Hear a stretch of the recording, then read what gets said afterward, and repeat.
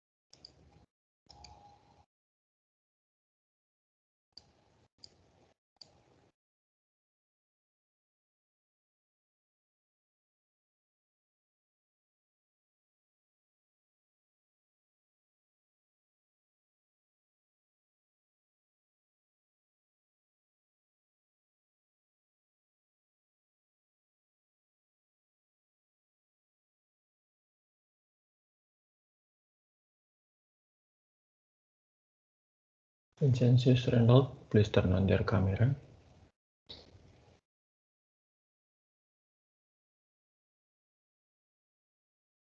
Okay, thank you.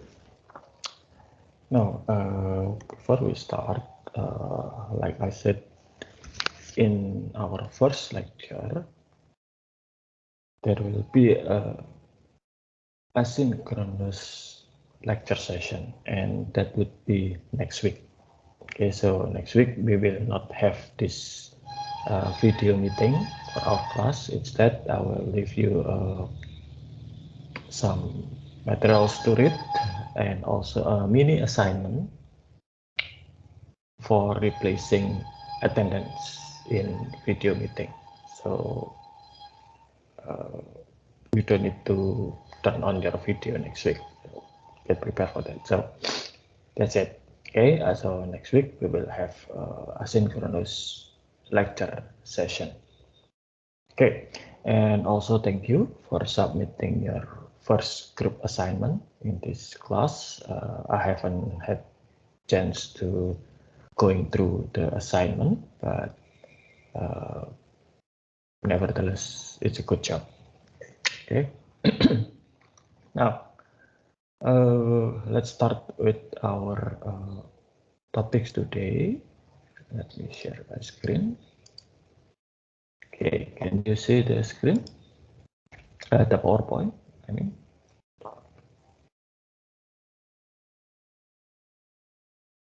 Is it visible, the PowerPoint? Can you see it? Yes, sir. Yes. Okay, thank you. Okay, so today we will discuss about information system organization and strategy. So basically, this topic discussing or covering on how the information system play vital roles in modern organization, especially in the last almost these 2 years after the pandemic hit us. I think, and also probably you observe in your assignment that information system, information technology play a very vital role in business. Okay, it helps us reduce the face-to-face meeting that deemed unnecessary. Okay, without having or losing important business. I've already seen in some public places people need to use applications to prove that they are healthy or fully vaccinated before entering public spaces. And that probably will be the norm in the next few years. I don't know, with this pandemic. Okay. So yeah, it's very important, it's strategic, and it's also quite expensive. That's why we need to put information and information technology properly in the light of the company. Okay, so obviously, if you look at this, information technology and also the organization where information technology being used having two-way relationship. Okay, and some organization relied heavily on information technology more than the others. Okay, banking industry currently rely heavily on information technology. As an ordinary bank customer, we can replace almost all transaction that we need using online system rather than we visit physical branch. We see a lot of physical branch has been closed and moved to internet banking. Some bank also even offer to open new account without having to visit the branch physically. Okay, so what are the mediating factors or factors that influencing the relationship within organization and information technology? First, obviously, environment. Okay, environment means everything around us. In Java, having intensive information technology organization, it's not difficult. We can get internet connection easily. We can get electricity easily. Not cheap, but easily. What if the company located in the rural or jungle of Kalimantan or Papua, West Papua, where there is no electricity? That would be a challenge. Okay. Another part of environment is also government regulation. Okay. The government providing the infrastructure, government push the investment into IT infrastructure with some regulation. Some regulation were aimed to simplify the organization use of information technology. Some other aim to protect organization and this society in general from bad information technology. You'll see that next week. Culture. Okay. Especially with younger generation that embrace technology more readily, using information technology will be faster in organization with younger generation rather than with senior citizen, for example. However, one of my students actually investigate the use of e-money, not e-money, I think it's electronic payment like Gojek, Dana, Link Aja, those fintechs last year. She investigated how senior citizens use that, and surprisingly, a lot of them actually using the fintech payment rather well. Okay.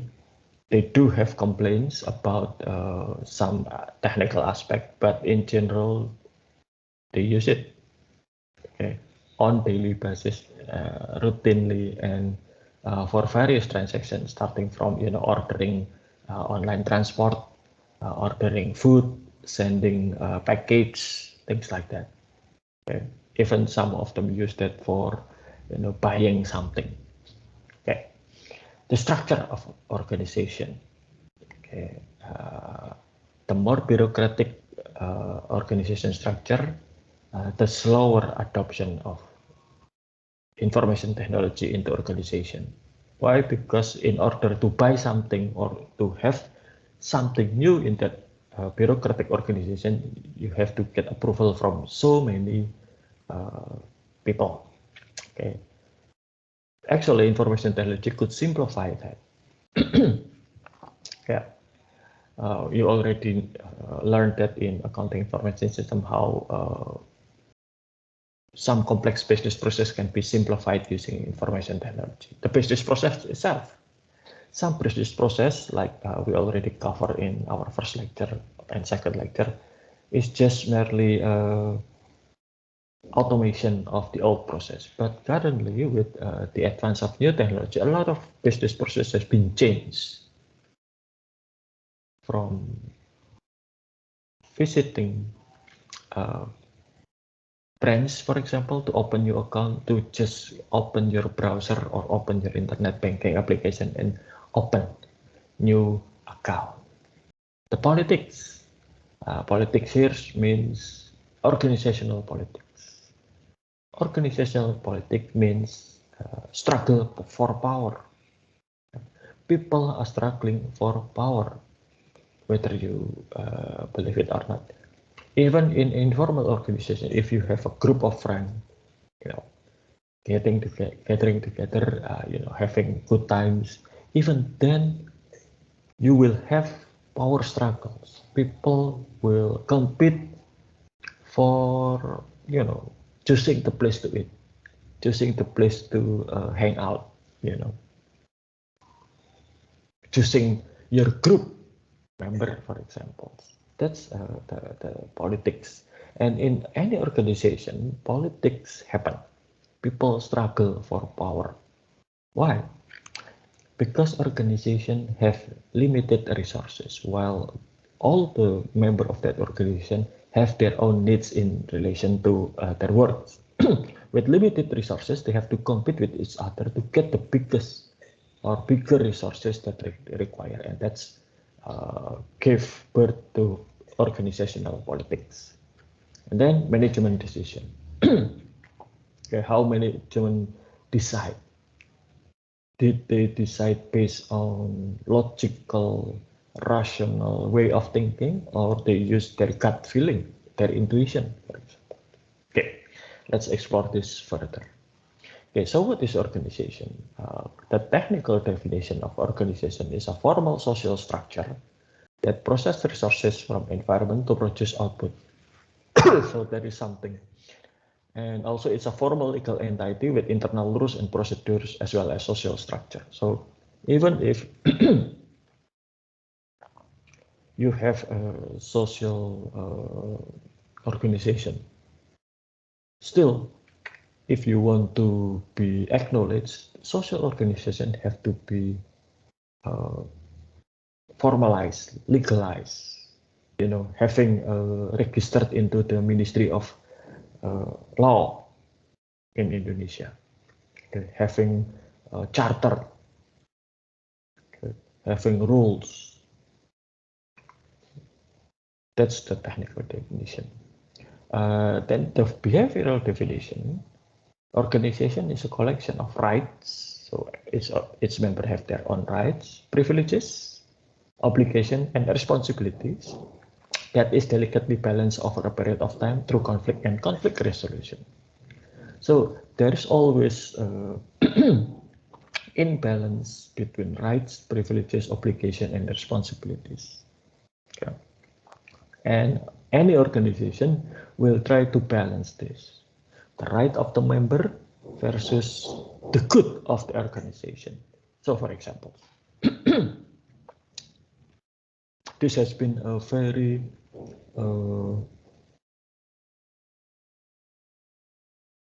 heated topic issues in many countries.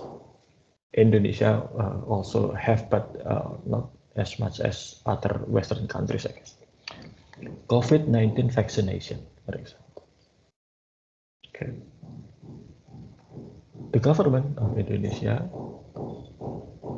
actually having doesn't really force you to get vaccination. Okay. Nothing they can do to make, there is no government rights to force you to be vaccinated. However,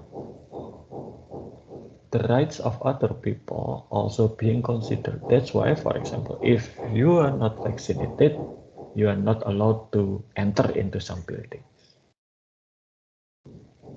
Government employee, public servant, they have to be vaccinated, otherwise they will lose their jobs. Doctors, nurses, all the health employees, they have to be vaccinated, otherwise they will lose their job. Yeah. So that's how this balance of rights, privilege, obligation, and responsibility can be shown. And any organization will have conflict. Why conflict? Because every member have their own agenda. Every member have their own needs. They have their own wants, that might not be compatible with the other. So conflict. And conflict is natural. It occurs everywhere. And up until a certain level is a positive thing. Conflict, as long as it's properly managed, will give us the best of each member of the organization. So, for example, many years ago, Astra have two competing products, if you look at it, Daihatsu and Toyota. Used to be when I was in high school, Astra have two directly competing products, which was Toyota Kijang and also Isuzu Panther. And Astra deliberately make Kijang and Panther compete with each other, although they are under the same owner. Why? That's conflict. If you have conflict, you'll try your best to win the competition. And that will create a lot of innovation, a lot of new idea, a lot of improvement, okay? As long as the conflict can be managed and have a resolution. Otherwise, if you have a conflict, uncontrolled conflict, it will split the organization apart. Okay, that's the picture for. And features of organization. First, it's use hierarchical structures. There will be a leader or whatever that you call, and there will be his or her staff. Okay, there's ordinary member, there's special member there. Each member will have their own accountability or authority in system of impartial decision making. Okay. Organization will have adherence to principle of efficiency, try to do anything as cheap as possible, have routines and business process. Even with social organization like Arisan, for example, there will be people, there will be scheduled for meeting with Arisan. There will be activities that scheduled routinely. Organizational politics, culture, okay, environment and structures, cultures. When I was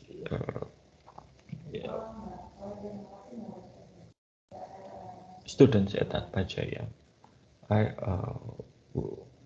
our campus was still in Mericat, okay, and it's directly situated in front of Sanata Dharma at the time. So there are plenty of students, walking around that area. And yet, you can pinpoint by the gesture, by the clothing, by the style, which one was Atmajaya student and which one was Sanata Dharma student. Okay. Unfortunately, you were not having this, but before pandemic, I always told my students that we can tell, in every start of new academic year, I can tell which one was which one was the new student, the new class, or which one is the senior student.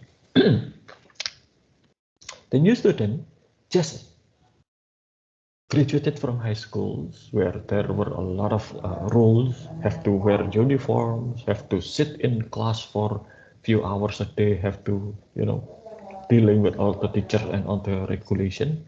Suddenly they come to university that has a lot of flexibility, a lot of freedom.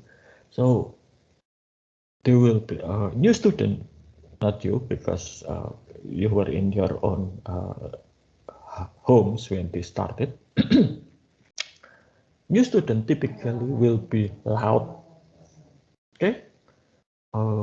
They were yelling to each other. They were walking with strut, like very proud of themselves.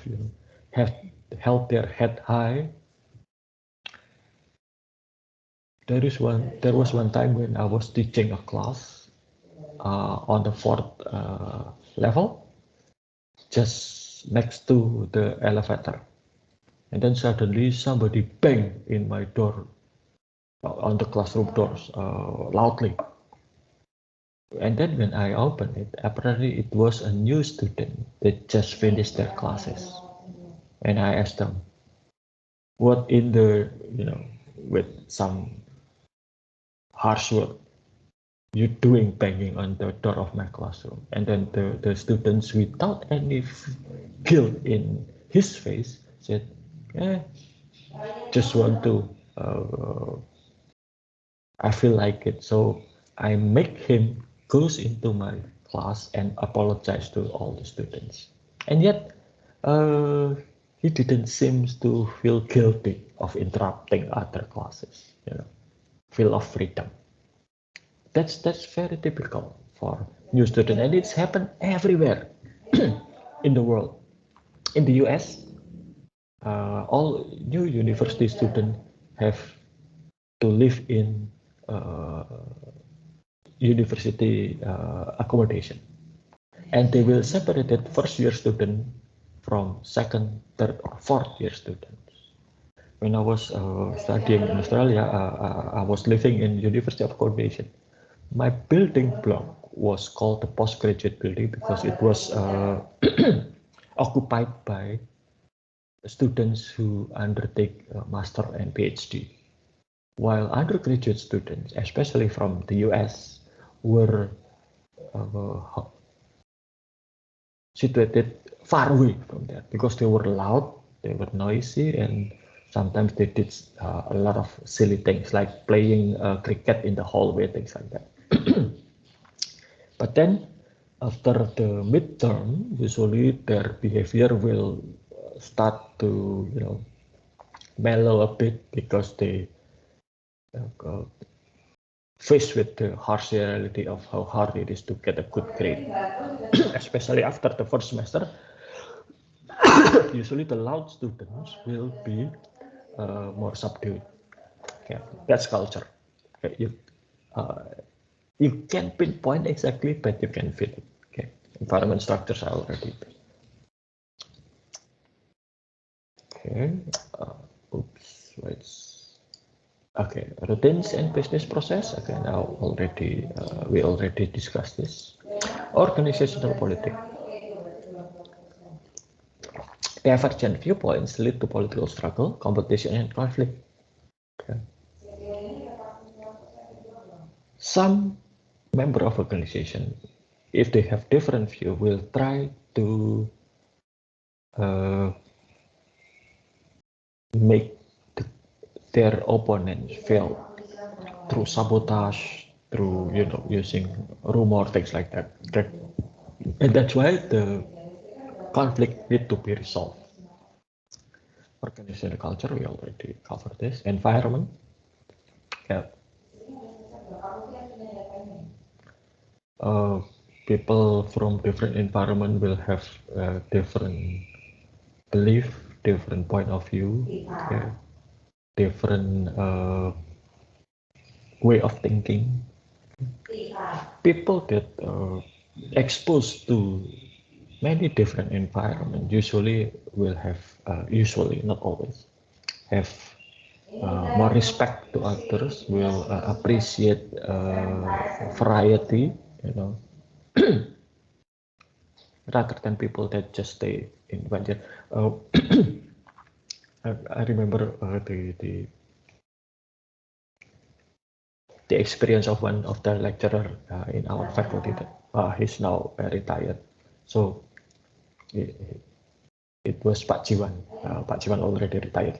When Pak Jiwan went to study in the US, he went to Indiana, state of Indiana, and then one day during the university break, Pak Jiwan traveling throughout America, go to Canada, go to Washington DC, and then after finish the holiday time finish, he returned to the university, and one of his classmates asked him, "Hey Jiwan, where did you go for summer?" So Pak Jiwan said, "Oh, I went to Washington DC." And then his classmate said, "Wow, you go to overseas." So that classmate, for the whole of his life, was never traveling outside Indiana, the state of Indiana. So he thought that Washington DC was not part of the US. That's why he said, "Wow, you went to overseas." And there's a lot of people like that in the US. So, and then there is this disruptive technology. Disruptive technology is something that, some technology that completely change the way we do our business or process. Computer, for example, change the way organization dealing with financial data. And then came the internet, mobile phone.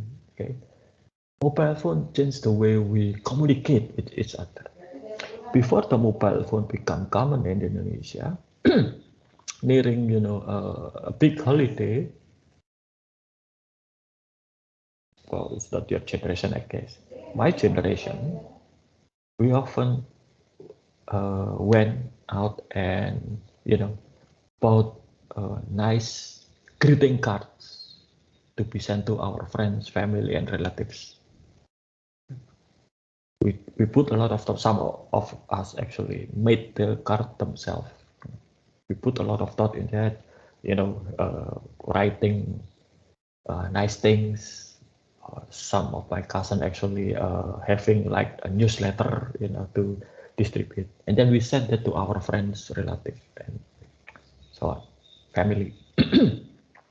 But then came mobile phone. It's not fancy smartphone like what we have right now. It's just a mobile phone that can make a phone call and sending and receiving text message, and then holiday greetings. From sending cards change to sending text, from something that costs like few thousands to some short text that costs just 200 rupiah. And even that some just copy and paste the text that they send to, or mass send the same text to many people. That's the norm. Okay. That disruptive technology. Okay, we will discuss that later. So these are the 5 basic organizational structure. The entrepreneurial, this is usually for a startup where everybody doing everything. When I was working for a startup, even the president director have to climb the roof of our office to fix the water pump. As IT manager, I have to fix the cable, fix computers. Sometimes even the other director have to become a courier to deliver merchandise. Okay, so entrepreneur. And then when the startup getting bigger, it start to have more people in it, then it will start to divide works and responsibility, and then create a bureaucracy, and then the work start to specialize. And I actually experience that. So when the startup that I work for getting bigger, then we start to become less and less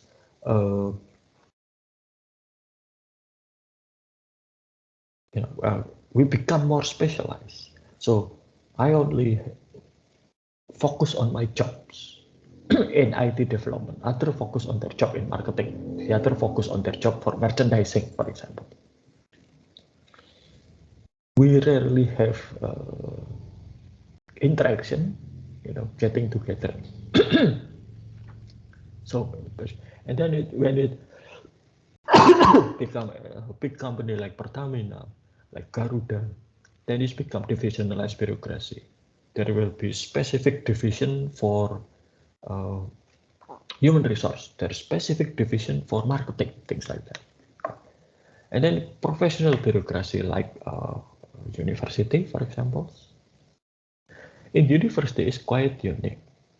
Okay, look at all the people who lead our university. Pak Rektor, the Dean, Pak Budi, our department head, Bu Anas. They were just lecturers that happened to have or appointed as or elected as dean and head of department. And then when their time's up, they will become just ordinary lecturer. Okay, and somebody else will replace them. Okay. So it's different from ordinary company where, if a manager, if a staff getting promoted to manager, he or she will be promoted again. So unless there's some grave mistake, he or she will not demoted. Okay, never will be ordinary staff. No. The other option was he or she will be resign or getting fired or retired from company. But it's very rare a manager will become an ordinary staff in business organization. But in university, this just common occurrence. Okay. I used to be head of computer labs, and I was the deputy of KSE, but now I'm just lecturer. Okay. Now, information system often reflects the organizational structure. We discussed it. So, again, organizations have features like goals. Okay, there is a common goals, or there is a goals that forced upon that organization. There's constituency, leadership styles. Military leadership styles will be different from university leadership styles. Okay. And each leadership styles will have their own usefulness in different situations. For example, in a combat situation, during the wartime, there will be no democracy. There will be no vote on decision. Okay. There will be military style leadership. Okay. If you are in the middle of combat or battle and you need to make a decision fast and let's vote, then it will be too late. But in university, for example, military leadership styles will not fit. Okay. People will revolt if that happens. Type of task and also different environment. So, what's the economic impact of information technology? IT changed cost of capital and cost of information. It increased, especially if information technology is a factor of production. Okay. Let me give you these examples. If Telkomsel invest in information system technology, it will improve their product. Soon Telkomsel and other telecommunication company will invest in 5G technology. It will improve their product. They will offer 5G product. It will create a new stream of revenue, okay, source of revenue. Okay, so for Telkomsel and other telephone cellular operator, information system technology is factor of production, just like machine, okay, just like car for taxi company. But information technology investment for Indofood, for example, is not a factor of production. If Indofood invests in the latest computer, for example, it will not improve the taste of Indomie. It will not improve the variety of Indomie flavor. Okay. That's the difference. Okay, so there is a theory called transaction cost theory. Transaction cost theory is this is explaining firm or organization seeks to economize on transaction cost, which is transaction to participate in market. The lowest the cost, transaction cost, the better. So let me give you this example.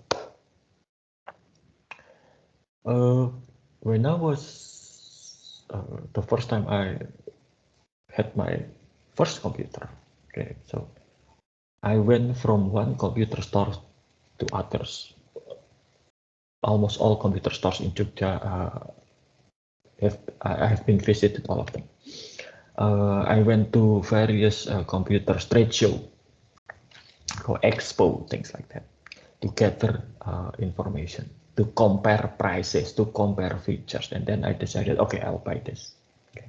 So it took me about a month.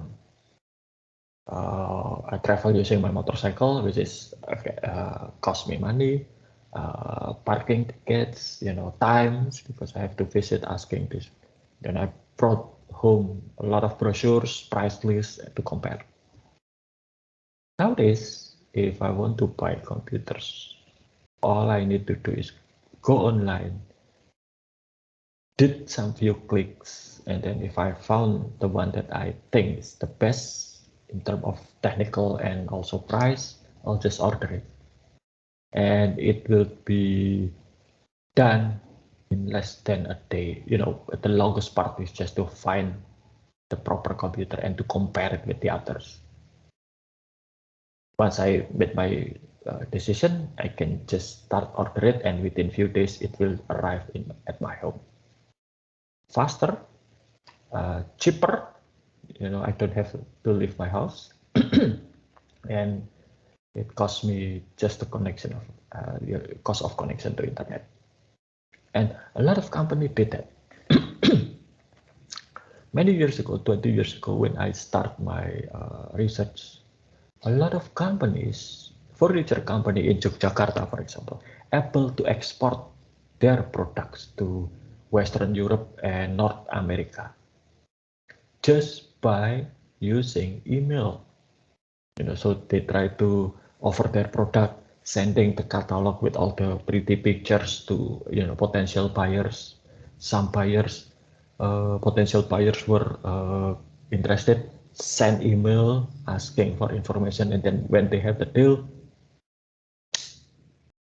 they bought the furnitures, or they order some furnitures, paid using transfer, and then when the furniture started to be manufactured, the company can update the buyers with information, using digital camera. They take a picture of the woods that they acquired, and then after the woods become a plank, and then when the furniture start to take a form, finishing, and then being sent to them.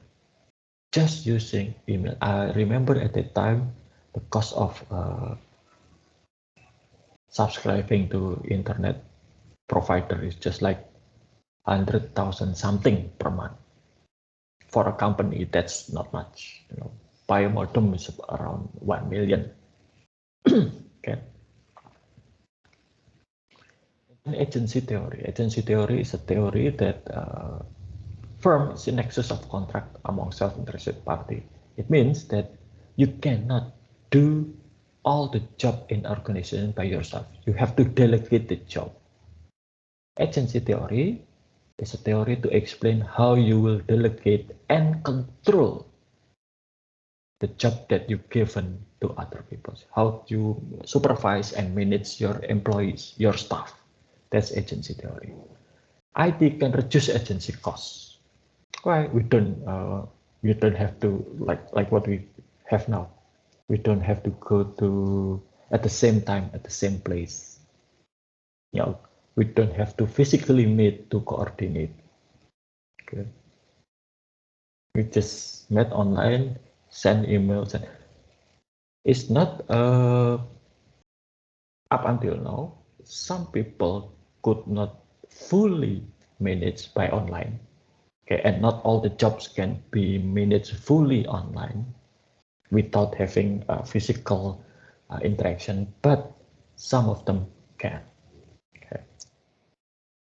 So what's the impact? First, the organization getting flat. This is the traditional hierarchical. This is the new flat organization.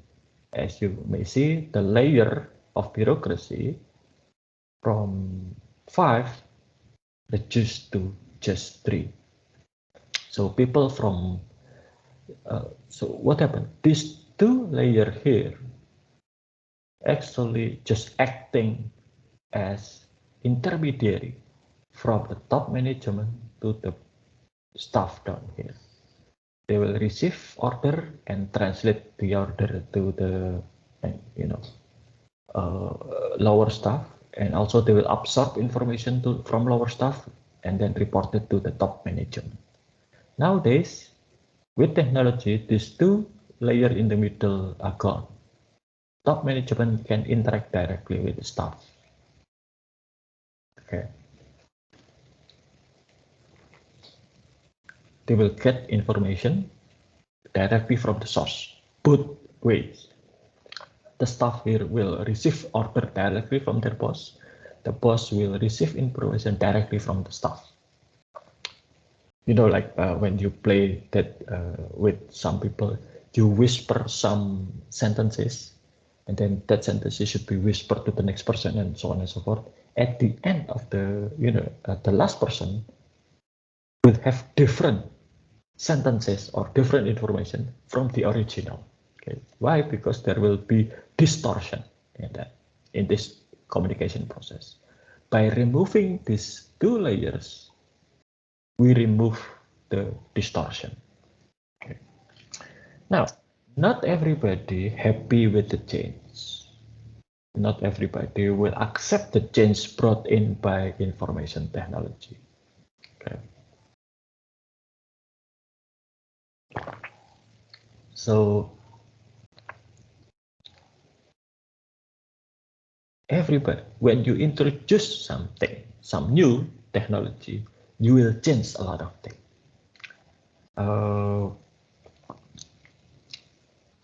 When mobile phone become popular in Indonesia, a lot of people, and until now I guess, will multitask, driving a car and making a call. Nowadays, driving a car and, texting.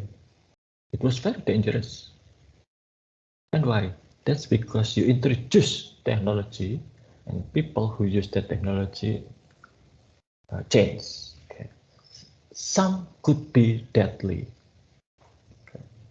Some could be fatal. Okay, if you're not ready.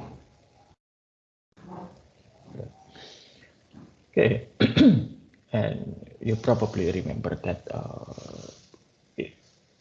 all the thing you post over the internet will stay there forever. Okay, if it's something negative, it might haunt you back in the future.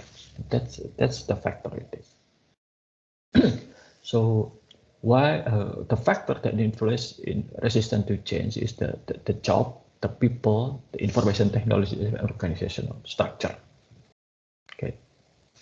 People tend to resist something if they didn't know what changed. They will resist because they were afraid. They usually afraid of unknown. Okay. People will also resist if they will lose something. With the new technology, they will lose their power, they will lose their jobs. Okay. They will lose a lot of things. Okay, so they will resist to that change. Okay, so with the internet, it increased the accessibility, storage, and distribution information. Everybody can have information right now. If something is so secret and being hidden, sooner or later it will be revealed. Other will find out sooner or later. That could be used for positive activities. For example, using internet, now we can learn. During the pandemic, I already finished a lot of online courses on various things without having to leave my home. I can finish my certification. Okay, things like that. So if we want to introduce something new to organization, we have to consider this. So this is the summary of what I already told you. Environment, structure, culture and politics, type of organization, main interest group, the business itself. Now, let's move to competition. Okay, we finished with internal, now we go to external competition. Okay. I want to know. Jonathan. Yes, sir. Okay.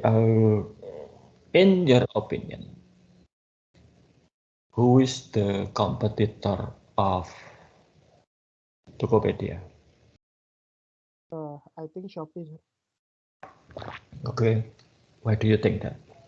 Because the promotion Okay. the promotion that Toko, I think the promotion. Okay, the promotion. So okay. Is there any other companies that could bring down Tokopedia, for example, or could make Tokopedia bankrupt, for example, or out of business?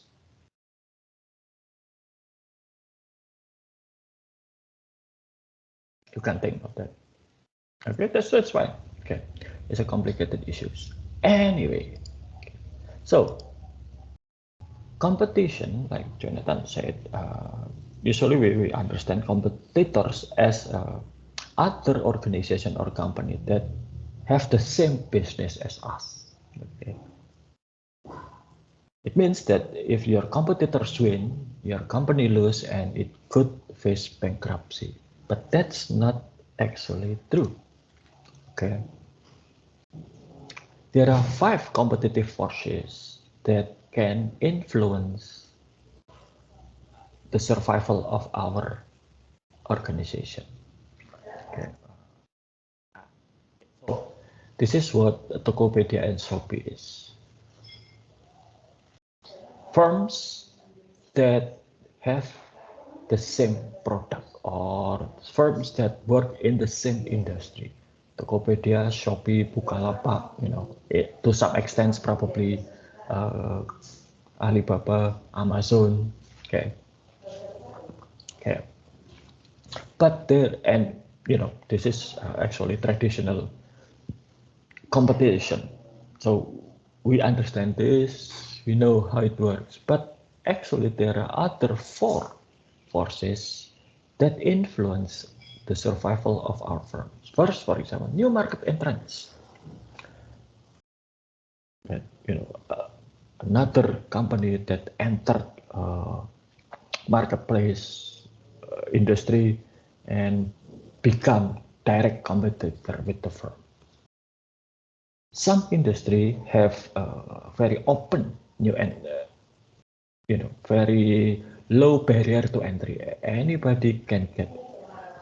Okay, let me. Jessica.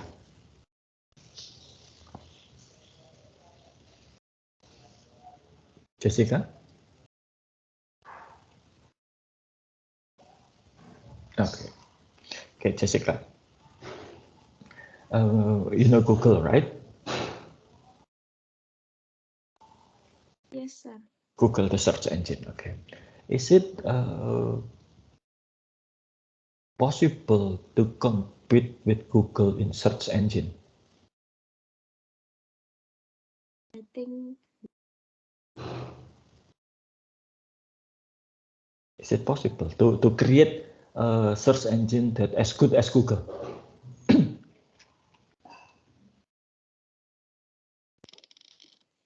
I think it's possible, but not as famous as Google. Okay, but it's possible. Yes. Okay, you're right. Google search engine technically is quite simple. Okay, the theory and also the engineering underlying Google search engine is actually well known. The paper that started Google was actually started by Sergey Brin's father, the founder of Google.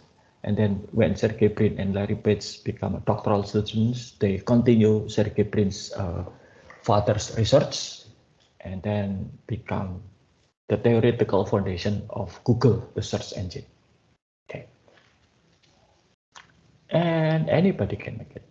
Even I think if you go to informatics students that bright enough, they can make search engine like Google. It's technical and it's open. Actually, everybody knew the secret. The problem is, like Jessica said, the popularity. Why Google is popular? First, because Google started first. Okay. Second, Google has a massive skill, massive capacity, million and even billion of data to back it up. Okay, so even though I think you agree with me that competition in search engine is actually open, everybody can join it. Everybody can, create the next Google search engine. But because the skill and the experience of Google has been built for many years, since 1995, I guess, so it's more than 20 years. Even Microsoft, when they enter the search engine industry, they could not compete with Google. Okay, so but that's open. Okay, everybody can enter. Some industry will have more strict requirements for new market entrants. Banking industry, for example, the government actually have a strict banking regulation. If you want to create a bank, you have to have certain amount of money as the capital. You have to have staff that specifically train. All the staff in all the management in any bank have to go through certification and exam from regulators. Okay. Okay, so that new market entrance. Substitute product. Okay. Australia, believe it or not, there is no car manufacturing plant in Australia. It used to be they have Holden, their national brand, Ford, the traditional rivalry of Holden. So in Australia, there are two competing brands, Ford and Holden, and they even have a specific race between Ford and Holden. Okay, so this is two traditional competitor. So Ford and Holden is just like here, is here, here. Okay, so and there was Toyota, but then about started in 2007, I guess. Ford, Holden, and finally Toyota closed their factory in Australia. And no car manufacturing plant exists in Australia anymore. Okay, do you know why? Any idea? Pierre, perhaps? So Ford and Holden are competitor in Australia, but then both of them closed their factory because substitute product. Do you know what it is? I don't know, sir. Okay, good. That's fine. Have you ever been to Australia? Okay. Have you ever been to Singapore? Pierre? Yes. Okay. Have you ever used MRT or buses in Singapore? Okay. What do you think? What do you think? It's very cheap, yeah, to travel. Okay. Very easy. Is it convenient? Yes. Okay. If we have MRT and public transport like Singapore, will you need a car? No, sir. Okay, good. That's the answer. So the car industry in Australia, the competition was affected by the substitute product, which is public transport. I had a friend that when his wife studied in Australia for 4 years, a family of four, for no, it's 5 years. They were 5 years in Sydney. For those 5 years, they never had the need or the desire to buy a car. Why? Because public transport is cheap, convenient, and easy. When I was a student, even the vice chancellor, the rector of my university, take public transport. My supervisor take public transport. Okay. That's why it's for those car companies, the car market in Australia are not really attractive. They still sold this car, but instead of having car manufacturing plant there, they moved the manufacturing to other country. Toyota moved the manufacturing plant from Australia to Cikarang, Indonesia. Ford went to either Malaysia or Thailand. Holden, I don't know what happened with them. Okay. So that's how public transport as a substitute product can have impact to the competition. Okay, and then suppliers. Obviously, suppliers can dictate their term, and if you can secure supply with similar quality but cheaper price, you can win against your competitor. Okay. For example, let me say there are 10 photocopy shop, that in one place. Okay. And then suddenly PLN decided not to sell their electricity to company number 10. So company number 10 immediately out of competition because they could not secure supplier, the supply of electricity, which is important and very vital for photocopy business. And then customers. How many customers are they? Are they willing to move from one company to another company? willingly and easily.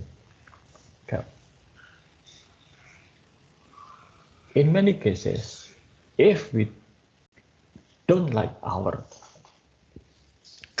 the product that we currently have, we can change to another product or another companies easily. Okay. Obviously, it's not the matter with electricity, but for others, you don't like Indomie, you can go to Mie Sedap.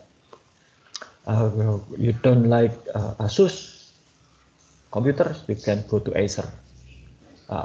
You don't like Samsung, buy Huawei, for example, or LG, things like that. Okay. So how to retain the customer and also the customer preference will impact the firms. So this is the competitive forces model. It was proposed by a business professor in Harvard University called Michael Porter. It was very well known. Okay, so Porter suggested these 4 generic strategies to deal with competition. Okay, low cost leadership, product differentiation, focus on market niche, and strengthen customer and supplier intimacy. Okay, so it deals with the others. Low cost leadership. Okay, Pierre said that it's very cheap to travel with public transport in Singapore, and that's actually a very good selling point for public transport. Everywhere, public transport is actually quite cheap and convenient. Okay. So low cost leadership. You create a product with the same quality to your supplier, but with lower costs. Okay. Your competitor sell fried bananas 2,000. You sell them 1,950, for example. 50 rupiah less. Cash will go to you. Okay. Second is product differentiation. You customize the product based on some option, and so the customer can customize their experience. Like if you buy computers from, I don't know where, if you can ask for different processor, you can ask for different RAM, memory, hard drive, things like that. Okay, or car, you can ask for different colors, you can ask for different accessories, different sound system, for example. Okay. And then focus on market niche. This is you focus on very specific market and concentrate on that. For example, hypercar market.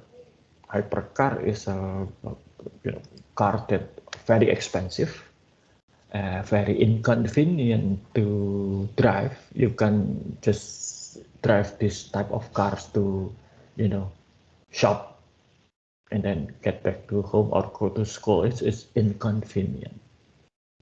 But there is a plenty of people, well, not that many, but there are loyal people that. Okay, let me give you the example of this.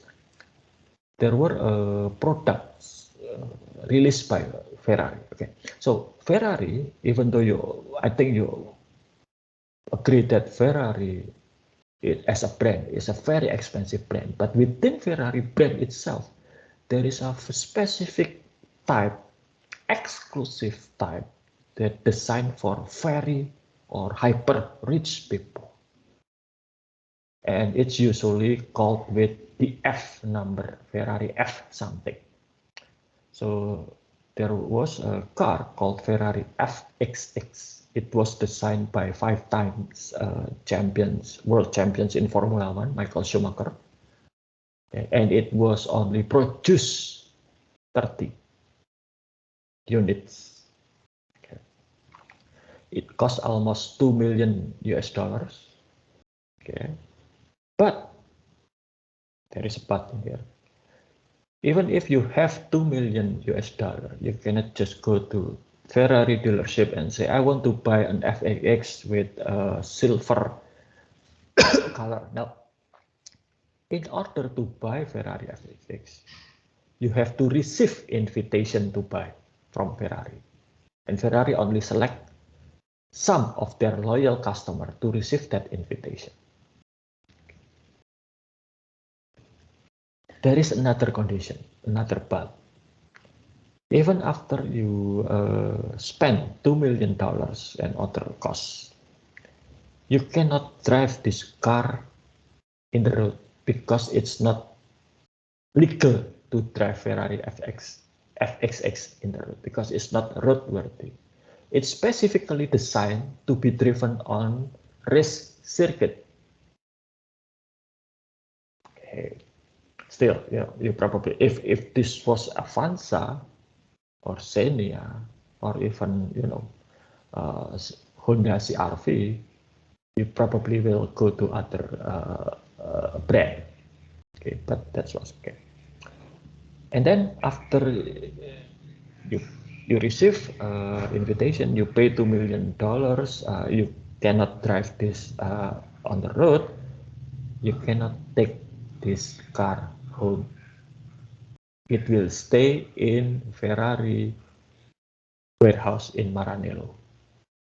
So what if you want to drive this? You have to make appointment with Ferrari when and where you want to drive this car, and then Ferrari will bring the car to that circuit, and you can play with that car, all day long, as fast as you like, as long as you like.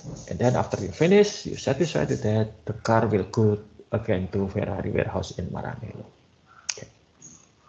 So basically, you just rent a car for $2 million. And yet, even though there's only 30 units of this, there are so many conditions to buy this car. When Ferrari sold this car, opening the sales of this car, it was gone in just few minutes, all 30 of them, and there are plenty of other people still want to buy.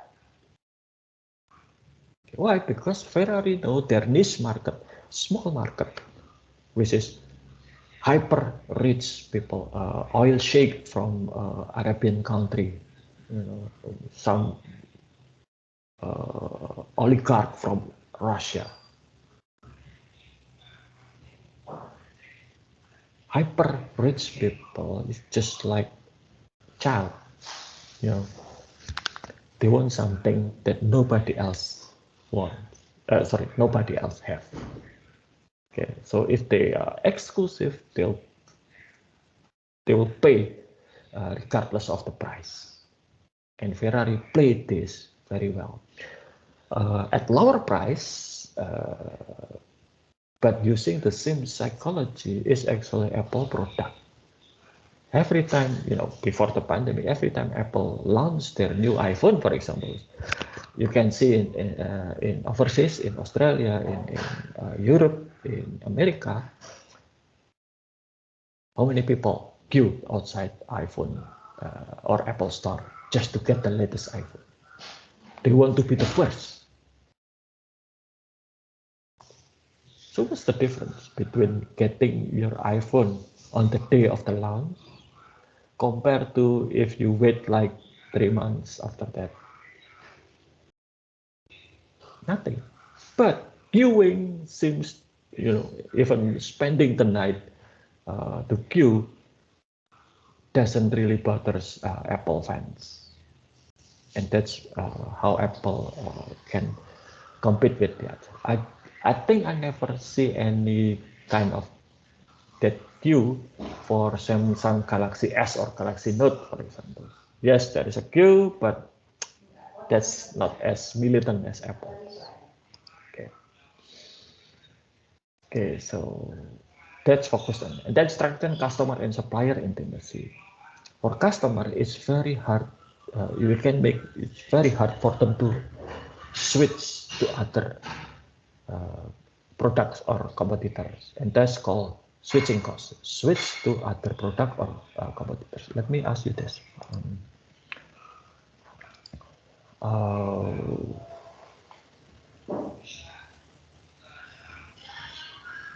Lovely, Devina.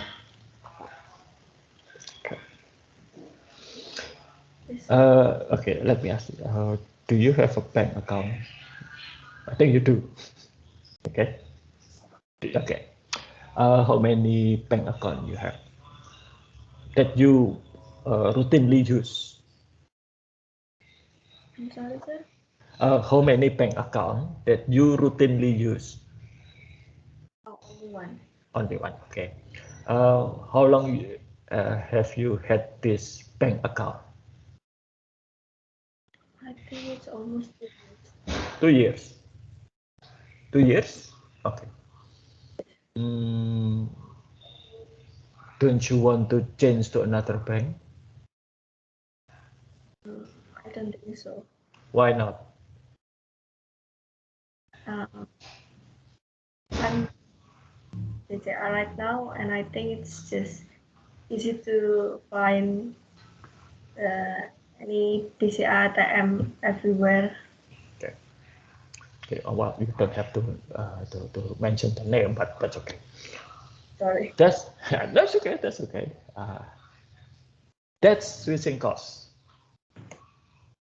Devina, how do you call? How should I call you? Lovely, Devina, Putri. Lovely, sir. Lovely. Okay. Lovely here doesn't want to change bank because it's easier to find the ATM for her current bank.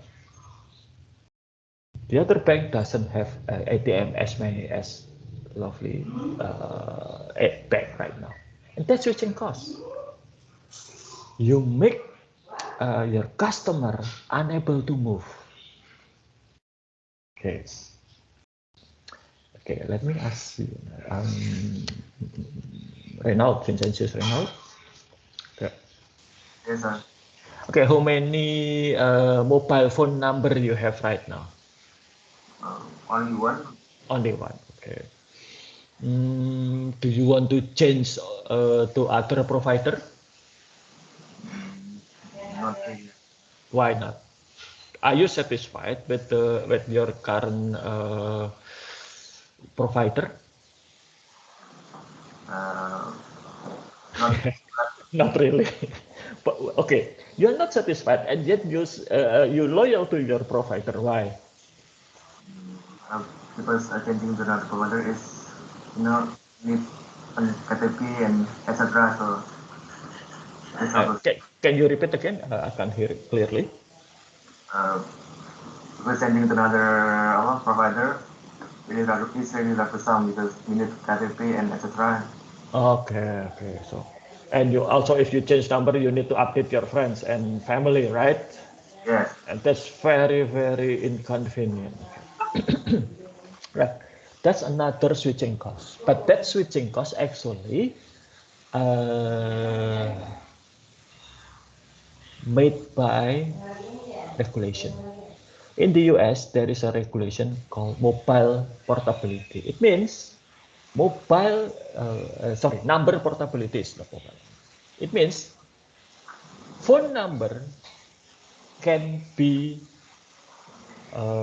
attached to customer instead of operator. So I can change operator without having to change my number. When the Minister of Informatics position was held by Pak Tifatul Sembiring, he actually floated this idea, number portability. And that's I think that's the only one of his idea that I wholeheartedly agree.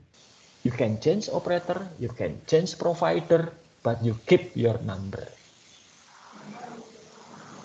Unfortunately, at that time, a lot of operators against this policy, and I guess you know why. That's kind of switching cost that force upon the customer. But if there is number portability regulation, Jonathan could have Telkomsel in the morning, when Telkomsel is the cheapest, and then switch to XL in the afternoon, and then switch to Indosat over the weekend, for example. Or you know that cellular service often different from one area to another area. For example, if you went to our campus in Babarsari, you can use Telkomsel because it's the strongest, but when you're home, you can use Indosat because they are the strongest, with the same number. Okay. So that's another example. So what's the internet impacts on competition? Okay. If you look at now, a lot of industry has been suffer from the internet. Travel agencies, for example.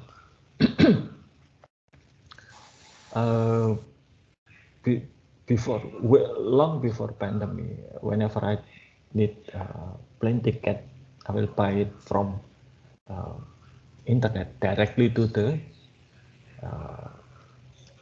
airline rather than goes to travel agents. Even for some complicated travel, like you went overseas and have to change flight, book hotel, I do it myself. Okay. Travel agency, newspaper, printed newspaper. How many of you still subscribe to printed edition of newspaper? Okay. So the rivalry are more intense there. Okay. New opportunities to building brands and loyal customer bases. As long as you can optimize the use of internet. There are growing usage and appearance of Internet of Things, smart product, smart TV, smart refrigerator, robot that can sweep and mop the floor. I had one. Fitness equipment like smartwatch. I had one because of my age, and so on and so forth. So this is raising switching costs. Okay. Now, that's the competitive forces model. It looks into our competitors, the forces outside our organization. Okay. Then Porter also have another model that look into the internal working of a company. It's called the value chain model. Okay, so this is the value. So Porter differentiate all the process within an organization or activities into two different activities. One is the primary activities. This is the activities that create value for organization. In layman terms, generate revenue, making money. Okay, and support activities, which is to support the primary activities. Without the support activities, the primary activities will still running, but it will be much easier, much cheaper, and also improve better with the support activities. So what's the primary activities? Inbound logistics, how we can automate the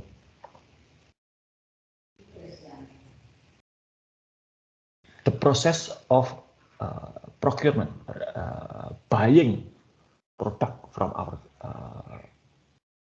supplier. And then operation, this is the manufacturing, sales and marketing, deliver the product to customer using outbound logistics, selling, and then delivering the product to customer, and after that the service to the customers, like after sales service or service of the machinery. And then there is support activity. Accounting is actually here, administration and management. and then human resource, procurement, and technology. So it looks inside of an organization. Okay. So that's why looking at competition and also looking at the internal working of a company, there is always, and again, I repeat this from our last lecture, chance or opportunity for collaboration. Okay. Like even in some cases, a merger, just like what Gojek and Tokopedia did. Okay.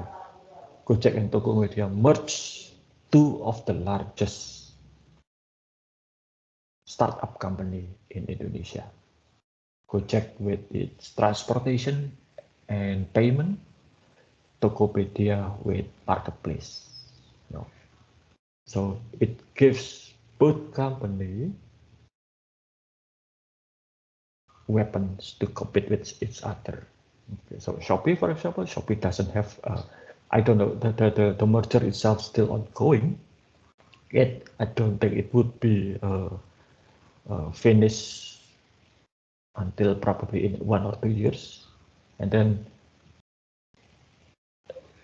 an immediate scenario, for example, if you buy something from Tokopedia, it will be delivered to you using Gojek, for example, and can be paid using GoPay.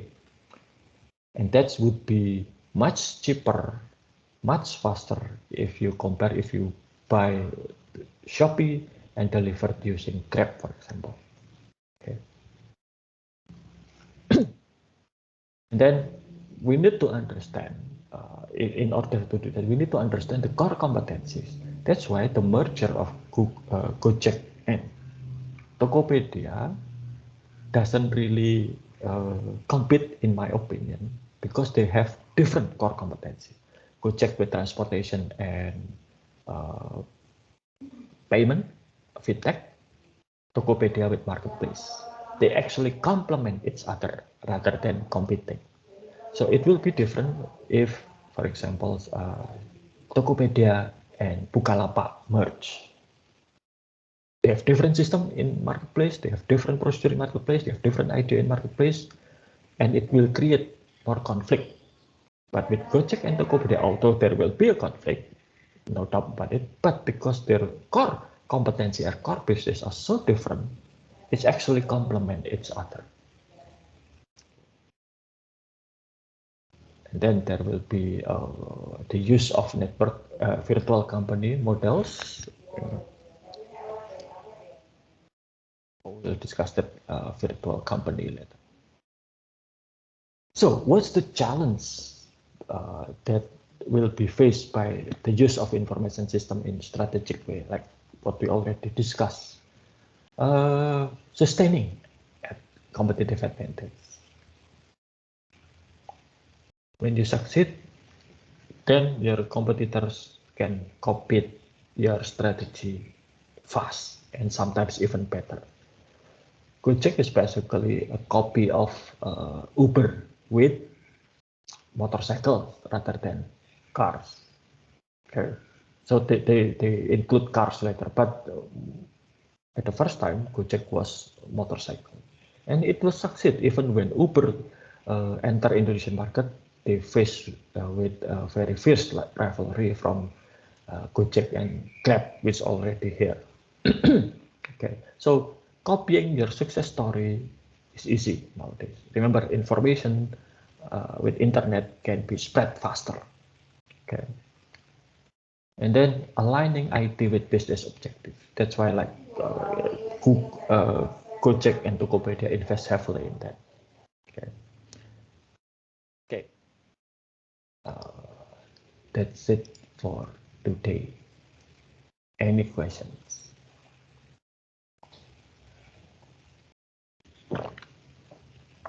No? Okay. Then that's it for today.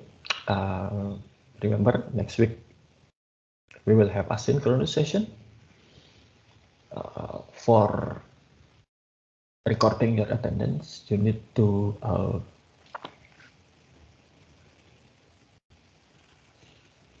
work on assignment that will be provided on Microsoft Teams. Okay, I'll be available using through Microsoft Teams. So if you need anything, just let me know. Okay, I'll try to respond as fast as possible. Okay, so see you next lecture. Thank you, sir.